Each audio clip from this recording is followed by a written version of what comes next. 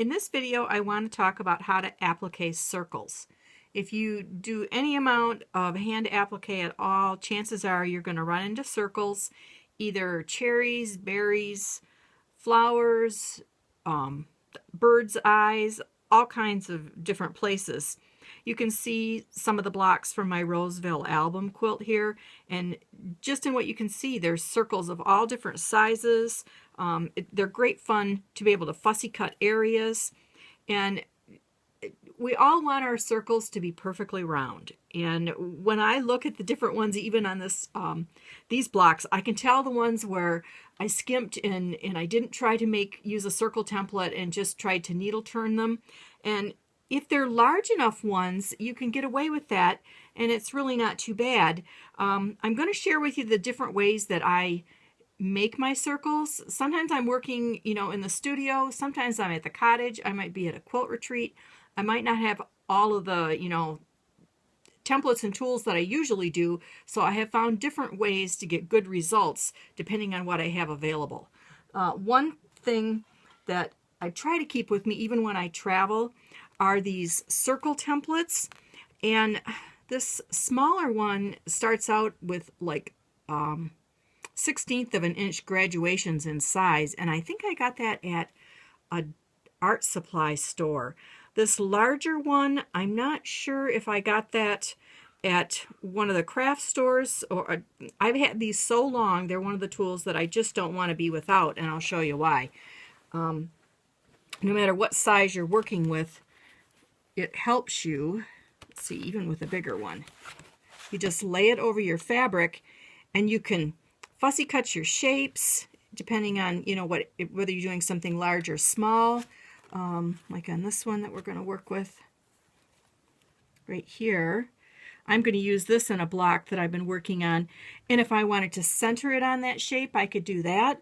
Or if I wanted to like highlight the size of a berry, can you see how I could just slide it down and get, whether you're picking out fabrics or you're using this to work with, these are a couple of great tools to have. Because even if you're going to gather around a template, which I'm going to show you, I still like to have this to gauge what size to cut my circle. So I'll set those aside, and I'll talk about a couple things that you can use to make templates with. Now, I do have a set of Karen K. Buckley's Perfect Circles, and I use these quite often, but they don't have every single size that I have encountered. So I've got some other things in my arsenal. You can look for these when you're out shopping. I've got several of these scrapbooking punches, and you can get these in all different size circles, and then you take cardstock or an old file folder, anything that's a heavier weight paper, and you can just punch out your circles and use those to gather around. Another thing you can do if you don't have the file folder or the paper is you can make something heavier out of freezer paper, which most people that do applique have freezer paper with them. And I try to stack up at least 3 layers, and to do that easily, you can just cut a bigger piece, fold it in half, take a 3rd layer, put it right on top, just get it with your hot dry iron, and then you can either draw on it or let that cool a second. You can use your paper punch and punch out from that too. Let's see if I can grab one. We'll get one punched out here for you. There we go. That's going to give you a nice shape also. Now if you're doing this and you're making it with the freezer paper, something to think about is I ironed these together so that I had the waxy sides all ironed on the inside.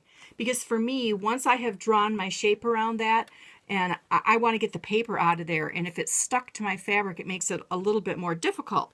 But if you like having that stability of having the paper in there, just go ahead and stack up your 3 layers. We're going to iron them together, and you'll see it's going to be stuck to my pressing mat, but that won't matter because it will lift right off, and luckily freezer paper is usable, reusable, so you can do that again. hot, hot, hot, hot dry iron. There we go. And you can go ahead and draw on this one or punch out your shape also. Now let's make some of these. I'll start out with one that I have punched.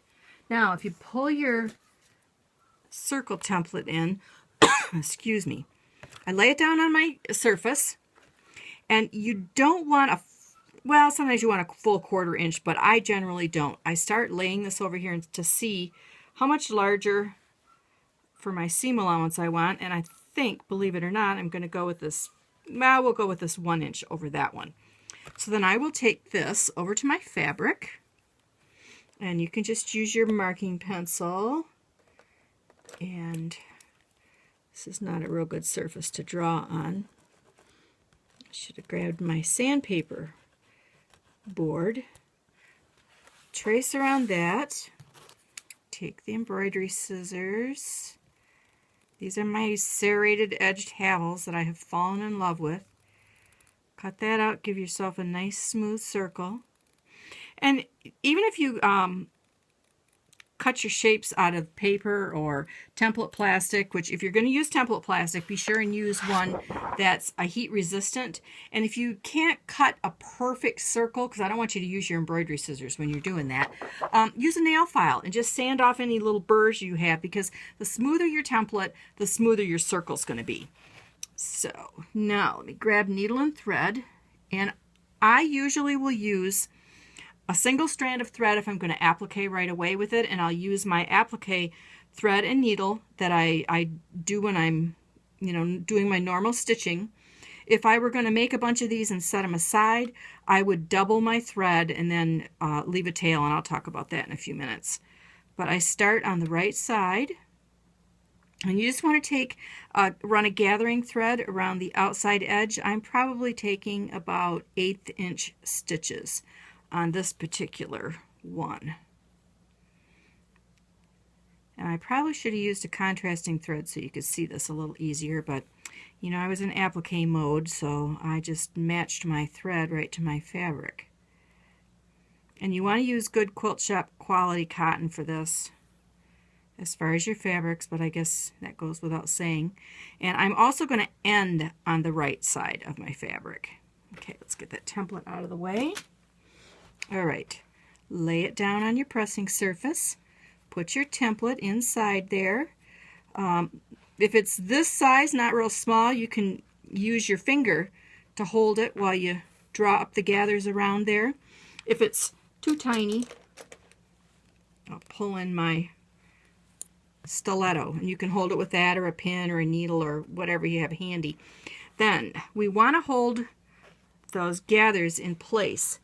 And right on your ironing board, or if you're worried about your ironing surface, bring in a piece of fabric.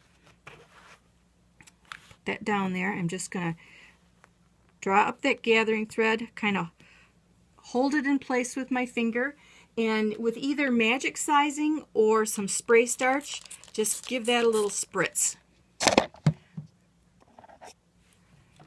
Then take your hot dry iron, and you want to iron it in place. And believe it or not, you can reuse the templates that you cut out of that cardstock several times. I know we're getting them wet with the spray starch, but they really hold up a lot better than you'd think they would. When that starts to get dry, we're going to loosen those gathers. This is still a little bit damp, you guys, so this isn't going to come out of here like I wanted it to.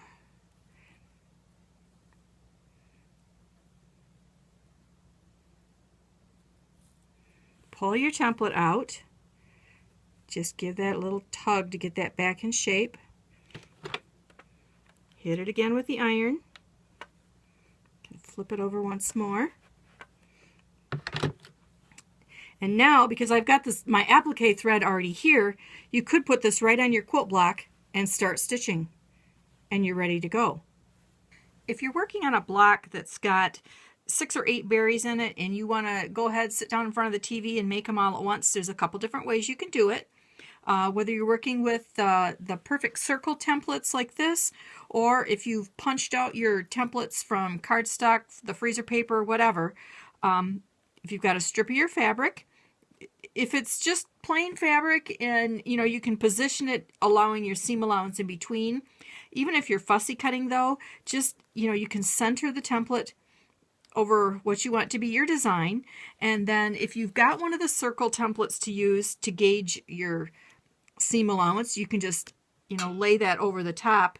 Once you've got one marked, you kind of know what you're doing here as far as where it's got to be positioned. You can lift that off of there and then just go to where you can center it over where you were centering your paper template. Just draw around that and then cut those out. But if you don't have a circle template, no biggie. There's nothing wrong with just putting that where you want it to be. Where's my scissors here? Holding it with your finger and just rough cutting around it. You'll be able to wiggle it a little bit once you do your basting, because it's your template that you need to be perfect, not what you cut out around the outside. Now, if you're working with I'll cut one of those later. If you're working with one where you want to be a little bit more precise, like when I was talking about wanting to do those berries and I want to highlight like what would be the top part of the berry, that's where making the template, the circles template with your freezer paper that you stacked up, where you have one side of it that you can still, the waxy side that you can still iron to the fabric. What I do then is I can scoot that to where I want it to be. Well, let's see, let's do that one there. And I'll hit it with the iron to hold it in place. And then you can just stack these up on your fabric depending on, I didn't allow myself a whole lot of seam allowance with this little demonstration chunk there, did I? Okay, touch that one, get that in place, and then just cut out around that. And I'll do one of these, I'll gather one of these up. You can always cut it big and trim your seam allowance down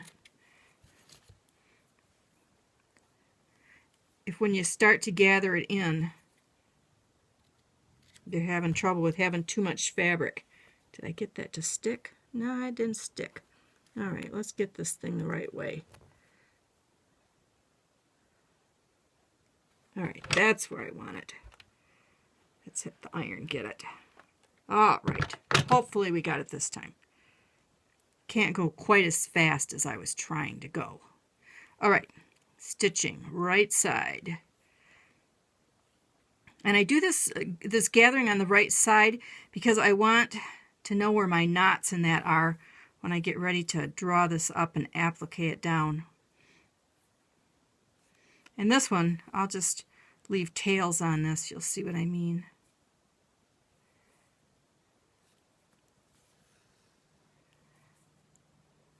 And I have a double strand of my thread on this particular one because, like I said, I wasn't going to go right away and applique it. I'm just going to make a whole stack of these.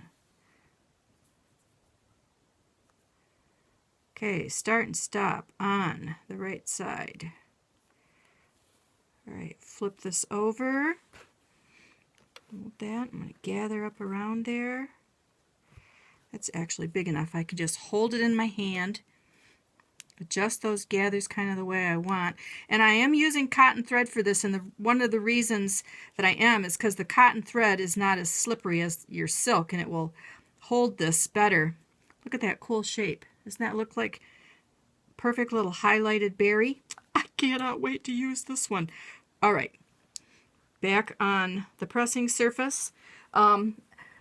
I know I told you you could use sizing, and that's just fine, magic sizing or whatever. My favorite thing, though, is this Mary Ellen's Best Press, and I just spritz it.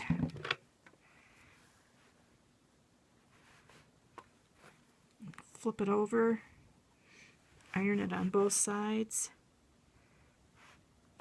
And now I still am going to need to get my original template out of there, but I've just, because I've got like 6 or 8 I need for the block, I just punched that many, and I can just leave it in there until it's fully dried and I'm ready to take it out. So what I would do is just clip that off, leave myself a tail, and then I could go ahead and work on the next one. And that's what I did. Believe it or not, you can do these as small as 1/4 of an inch. I used a regular hole punch, made myself a little template, gathered around it. I've already taken the paper out of this one, but I just drew it up, spritzed it with the spray starch, and, you know, ironed it again, let it dry. And for a bird's eye, this is perfect. Or like if you want to highlight the top of a flower, you might want to sit and make if you're crazy like me, sit and make a few of these. Just so that you got them handy. I keep them stacked up on a pin in my pin cushion. Let's see. Here's a couple more. If you've got a great fabric, just make some circles ahead. You never know where you're going to use these. I know it sounds crazy, but I just got them laying around, and if you start designing something, putting them together, you never know what will happen. So I hope you've picked up a couple of ideas that might help you make perfect circles on your applique blocks. You can always find me at sentimentalstitches.com. Drop me an email. If I can answer any questions for you, I'd be happy to.